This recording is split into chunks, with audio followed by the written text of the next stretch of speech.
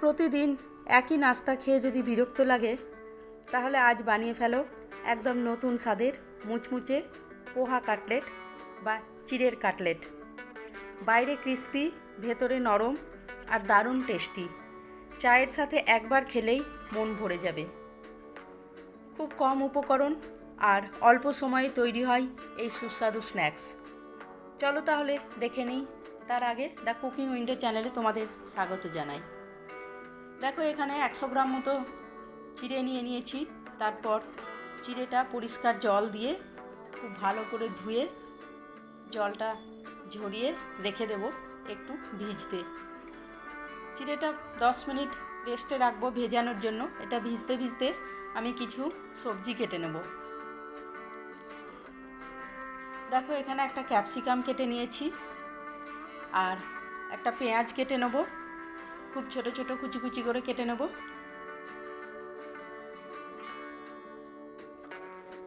আর একটু কাঁচা লঙ্কাও কেটে নিয়েছি। ততক্ষণে চিড়েটা আমার ভিজে গেছে। দেখো, এই পাত্রটা খুব ছোট, এটাতে প্রবলেম হবে, সেই জন্য আমি একটা বড় পাত্রে ঢেলে নিলাম। তারপরে দেখো, গ্রেট করা গাজর, কেটে নেওয়া ক্যাপসিকাম, কাঁচা লঙ্কা আর পেঁয়াজ কুচি, আর দেব ধনেপাতা।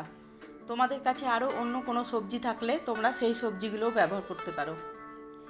তারপর এখানে আমি খুব ছোট সাইজের 4টে আলু সেদ্ধ করে নিয়েছিলাম। সেই আলুগুলো হাতে ম্যাশ করে দিয়ে দেবো। তোমরা যদি বড় সাইজের নাও তাহলে 2টো আলু দিলেই হবে। আমার আলুগুলো বেশ ছোট ছোট ছিল।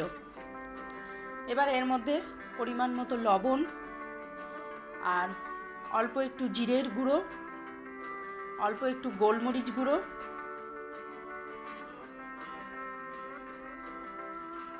আর দেব হাফ চামচ চাট মশলা, একটু চিলি ফ্লেক্স।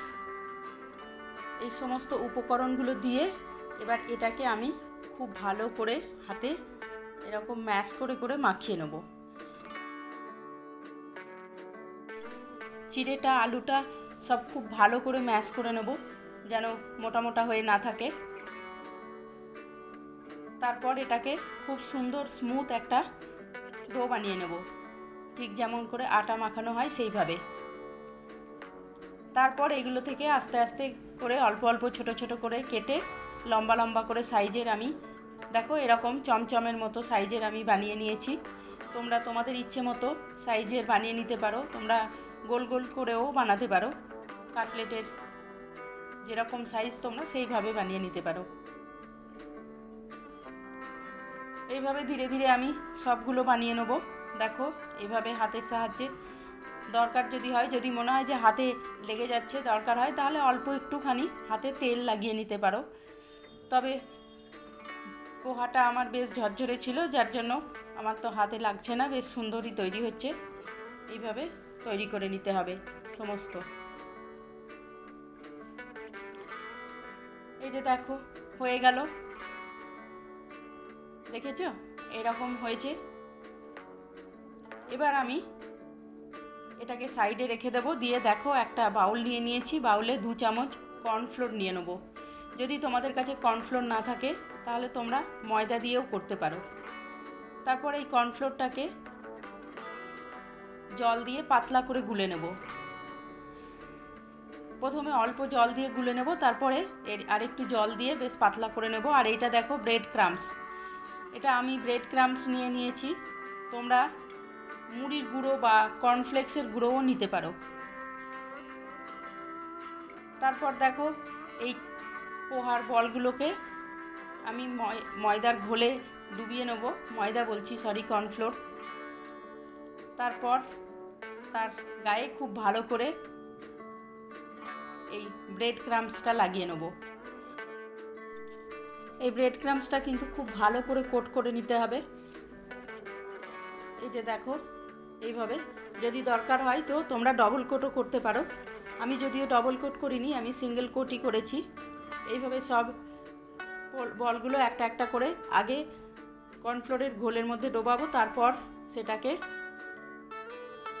কর্নফ্লেক্স বা ব্রেড ক্রাম্বসের মধ্যে এইভাবে ডুবিয়ে সমস্তগুলো রেডি করে নেব। তারপর তোমরা চাইলে এইগুলো কিন্তু এইভাবেই রেখে দিতে পারো ফ্রিজে, আর যখন খাওয়ার দরকার হবে তখন একটা 2-4টে বের করে ভেজে খেতে পারো। এই প্রিপারেশানটা যদি আগেই করে রাখো তাহলে যখন তোমাদের ঘরে কোনো গেস্ট এলো বা এমনিও যখন তোমরা চা খাবে তখন এটাকে ভেজে গরম গরম খেয়ে নিতে পারবে। এটাকে স্টোর করে তুমি 3-4 দিন এইভাবে রেখে দিতে পারো ফ্রিজে, একটা এয়ারটাইট কন্টেনারে ভরে রেখে দিলেই হবে। আমি যদিও তোমাদেরকে এখন ভেজে দেখিয়ে দিচ্ছি। দেখো তেলটা গরম হয়ে গেছে, তারপর একটা একটা করে আমি পোহার বলগুলো দিয়ে দিলাম। এটা মোটামুটি মিডিয়াম আঁচে আর মিডিয়াম গরম তেলে ভাজতে হবে। খুব বেশি গরম তেলে ভাজলে কিন্তু মুচমুচে হবে না, নরম হয়েই থেকে যাবে আর বাইরেটা পুড়ে যাবে। আর খুব কম যদি গরম হয় তাহলে আবার ভেঙেও যেতে পারে।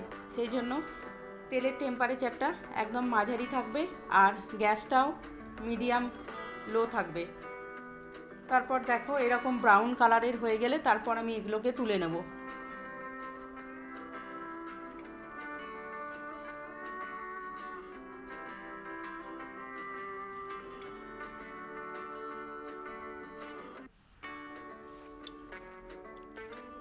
এই যে দেখো এইগুলো ভাজা হয়ে গেছে, এরপরে আমি বাকিগুলোও দিয়ে দেবো আর এগুলোও ওই একই রকমভাবে ভেজে নেব। দেখতেই পাচ্ছ তোমরা কত সহজে আর কত কম সময়ে তৈরি হয়ে গেল মুচমুচে পোহার কাটলেট। এবার এটা তোমরা চায়ের সঙ্গেও খেতে পারো বা গ্রিন চাটনি বা টমেটো সসের সঙ্গেও পরিবেশন করতে পারো। খেতে কিন্তু দুর্দান্ত লাগে। রেসিপিটা যদি ভালো লেগে থাকে তাহলে ভিডিওটা লাইক করো, শেয়ার করো আর চ্যানেলটা সাবস্ক্রাইব করতে ভুলো না। আর তোমরা কোন সহজ নাস্তার রেসিপি দেখতে চাও কমেন্টে অবশ্যই জানিও। আবারও নতুন মজাদার রেসিপি নিয়ে খুব শিগগিরই হাজির হব। ততক্ষণ পর্যন্ত ভালো থেকো, সুস্থ থেকো আর একবার করে রোজ চলে এসো আমার রেসিপি দেখার জন্য।